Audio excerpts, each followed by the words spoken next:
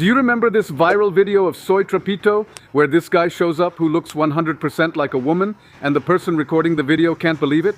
Well, it was recorded here, in this city, in Thailand, on that street. Look, right where you see the lights, that's where it happened.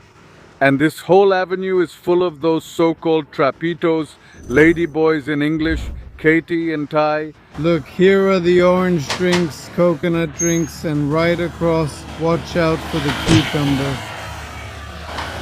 Here you can rent the rifle to shoot, and just ahead you can also rent the rifle. So let's do a challenge. I'm going to walk all around here recording what I see, and let's see if you can tell who's a man and who's a woman. Do you think you have experience recognizing transvestites? Thailand puts you to the ultimate test. And for what purpose? Of course, for educational purposes. We're going to learn something really important about this topic because in Latin America we also have that debate about how to tolerate and coexist with transgender people, and here in Thailand they found the perfect formula. So the girls we're about to see, some were born girls, some were born boys, and for some you just can't tell. Can you tell the difference between a boy and a girl? Let's begin. This is a serious topic and we'll discuss several sensitive issues. Sorry for the jokes at the beginning, they're just to lighten up the video. Social media platforms, YouTube, Facebook, TikTok, wherever you watch this video, don't want these topics. They only want comedy or entertainment. Those videos are prioritized by the algorithm. I'm just trying to compete and give you a bit of what these platforms want. I have to disguise these sensitive topics and jokes are the only way, but we're not going to be overly sensitive either. Look, there are countless places in Thailand where you can find these people. The biggest cities have entire districts, even exclusive bars just for them. For the most part, they're away from schools and operate outside the hours when there are children on the street. But you can also see it outdoors, on any downtown street at any time.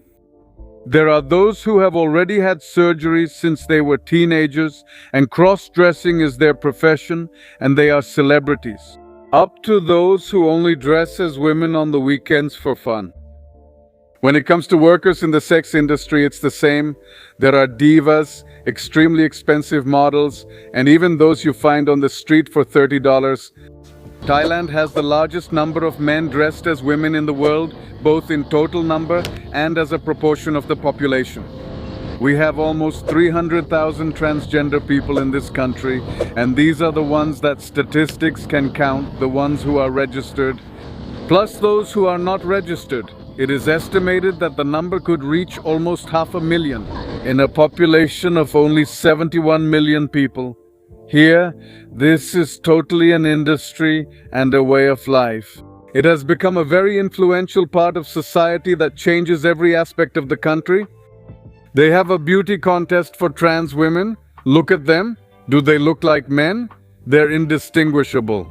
You could say they look more attractive and feminine than most biological women. Why are big companies from all over the world official sponsors of this event? And million-dollar prizes for the winners. And this contest is one of the most watched televised events in all of Asia. Not just Thailand, it's exported to many countries. It's kind of like El Chavo del Ocho in Mexico. Even the singer Lady Gaga said she was inspired by one of these Thai shows featuring trans women. Why are there so many? Let's look at the first reason. Here is an average, normal pharmacy in Thailand. Inside, they sell products for hormone suppression, a puberty blocker, testosterone blockers, all those things that transgender people use to suppress their biological masculinity. Here, they sell them to you without a medical prescription, and if they don't ask you for a prescription, they're even less likely to ask you for proof of age. So any young person, any kid of any gender who is questioning their gender identity can come here to buy hormone blockers, puberty blockers. In the worst case, let's say the pharmacist sees them and says, hey, you're too young, you know what, I'm not going to sell it to you. Well, you just ask someone else to buy it for you. Or if not, you can just go to another of the thousands of pharmacies. And if there are so many, why did I pick this one? Because it's right next to this clinic here, where for less than $1,000 you can get sex reassignment surgery. The one that's vulgarly called the jarocha, vulgar slang, the sex reassignment surgery. There it is for less than $1,000. In my opinion, Thailand has the same percentage of men who want to be women as any other country in the world. The difference is that here it's much easier to take it to the extreme. You can go from just a thought or fantasy to reality very easily. Everything you need is available, and there are plenty of examples and mentors on how to do it. Apart from this availability and normalization, we also have physical anatomy. In Latin America, for example, the difference between men and women is very clear. The width of the shoulders, is much greater in men than in women. And the width of the jaw, is much greater in men. The size of the hands, the thickness of your fingers, your feet. But here in Thailand, men's and women's anatomy is very similar. Most men don't have broader shoulders than women. The same goes for the chin, the oval face, and add to that the eyes. That is, all the physiological elements that make a man's and a woman's body obviously different and easy to identify are naturally minimized here. From birth, the average Thai boy has less pronounced masculine features than other ethnic groups. If he shaves and puts on a wig, from a distance you can't tell the difference anymore. Here, I've seen that Thais immediately tell you if it's a man or a woman. But someone who comes from somewhere else, sometimes I can't tell. Now on top of that, if you're drunk, they trick you. Now let's look at what's important. If there are so many transgender people, they're out in public and work in the sex industry, why aren't there any fights between them here? Why isn't the government here trying to ban transgenderism? Why aren't the local religions holding rallies to condemn them? Why isn't there violence or clashes at protests for transgender rights? Like there is in most countries on our side of the world, the so-called West. It's very simple. Two very easy to understand reasons. And without these two elements, there can never be harmony between transgender people and their allies or opponents. These two, tolerance and boundaries. Let's start with boundaries. Transgender people can't change their sex on any official document. Legally, they are still seen as men, and their driver's license says male. Therefore, they can't use the women's restroom and they can't compete in women's sports. If they want to compete in sports, they have to go against other men. Those are the boundaries. Second, tolerance. 90% of the population in Thailand are Buddhists. They follow Buddhism. Well, in Buddhism, the philosophy is live and let live. In other words, don't get involved in what doesn't concern you. If a man dresses as a woman or a woman dresses as a man, why should it matter to you? And any country that applies this formula will have harmony between heterosexuals and transgender people. If it worked in Thailand, it can work anywhere else in the world. You, as a heterosexual, commit to never attacking or harassing a transgender person, and he commits to never crossing those boundaries. The clearest and most restrictive example is in sports. There are Muay Thai and kickboxing matches where a trans girl competes against a man. Dressed as a woman, wearing whatever makeup he wants, but against a man. When I saw this for the first time, it seemed really strange to me. And sometimes they win. And there's a balance between these two. The tolerance for dressing however you want, and the limits that keep you from doing whatever you want.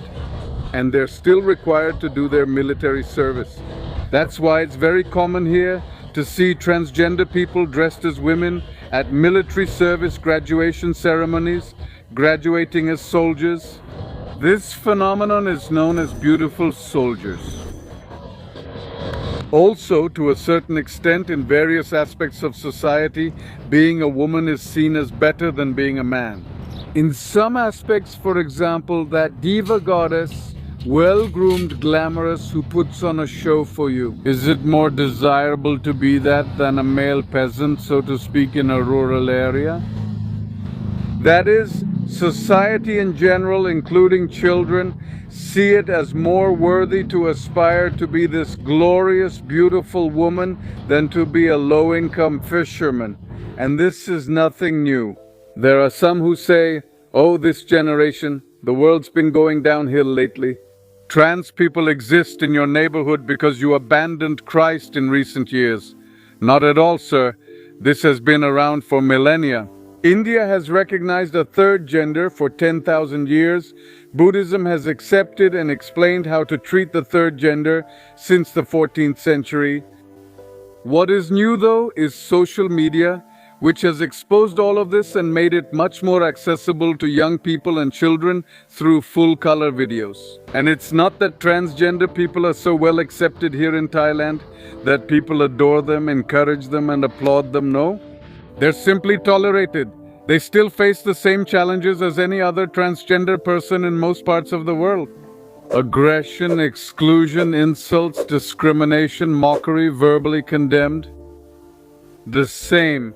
This is already universal, and the reasons why they end up in the sex industry are the same as for anyone else. The fact that they are transgender doesn't mean they want to work in this or that. A transgender person is necessarily going to be promiscuous. Simply, the same reasons a woman has for working in this industry are the same reasons they have as well.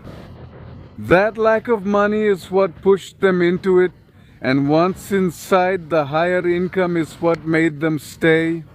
So, if you know any sex worker in your country and you know the reasons why they work in that industry, then you know the reasons why these people are in this industry. It's basically the same. If you really think about it, the job itself is boring. Imagine standing there for 12 hours a day all night long. Those girls over there, when I passed by earlier, they were already there. That was about 4 hours ago, before there were even people around, but this is only regarding sex workers. My general opinion about transgender people is that I completely agree with Thai society. It's that you do whatever you want. Why should I care? It's not my life. It's not like I'm supporting you so I can tell you how to dress. No stranger in the world owes you anything. You should stick to what you consider to be morally right. But there are also limits, and transgender people respect those limits, and the general population respects transgender people. That's the simplest way I can explain it. If someone wants to cut off their foot, go ahead, not with public funds, but I hope they receive the medical care and medication they need. They shouldn't be denied medical care or the chance to see a doctor after surgery, nor should they be refused service at a restaurant if they want to go in and eat. But the fact that you cut off your penis doesn't give you the right to compete in boxing against my daughter. I wish you the best, of course, but I wish the same for my daughter. If she competes with you, it's no longer fair for her. And just to finish the video, these people are human beings. And whether their personal and intimate life goes against your religion or not, that's irrelevant. The irrefutable truth is that all human beings deserve respect. And to those who wish to harm or attack them, I leave you with the following phrase that someone commented on my channel when someone was criticizing me about my divorce. They commented, "If you are without sin, cast the first stone." It's that simple. And before we go, I've already shown you this somewhat negative, controversial aspect of Thailand. Now I'll show you just a tiny bit of its abundant natural beauty. Let me show you these two places. A floating market and this market on the train tracks that magically disappears every time the train comes. These two excursions are like something out of a movie. I took them through your guide in Thailand, which offers guided tours in Spanish. That's my report. Hope the value stays steady. See you next time.